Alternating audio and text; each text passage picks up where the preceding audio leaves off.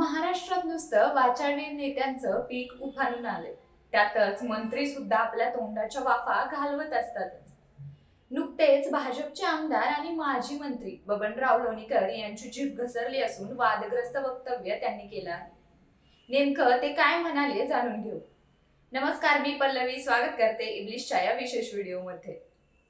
जालना जिल्ह्यातील परतूर येथे एका सोलार योजनेच्या शुभारंभ प्रसंगी बोलताना लोणीकर यांनी अत्यंत आक्रमक भाषेत टीका केली। त्यांनी थेट लोकांच्या कुटुंबावर भाष्य केलं आणि केंद्र सरकारने दिलेल्या योजनांवरून तरुणांवर हल्ला चढवला। तुझ्या बापाला पेरणीचे 6,000 रुपये मोदींनी दिले, तुझ्या अंगावरचे कपडे, पायातील बूट, हातातलं डबडं सगळं आमच्यामुळे आहे आणि तूच आमच्यावर टीका करतोस। तुझ्या अंगावरचे कपडेही सरकारमुळेच आहेत। तुझ्या मायच्या आणि बहिणीच्या नावावर लाडकी बहीण योजनेचे पैसे आले, अशा शब्दात त्यांनी टीकाकारांवर तोंडसुख घेतली। या विधानानंतर सोशल मीडियावर लोणीकर यांच्यावर जोरदार टीका होत आहे। अनेकांनी हे वक्तव्य असंवेदनशील आणि सामान्य जनतेचा अपमान करणारे असल्याचं म्हटलं आहे। विरोधकांसह अनेक सामाजिक कार्यकर्त्यांनीही या विधानाचा निषेध केला आहे।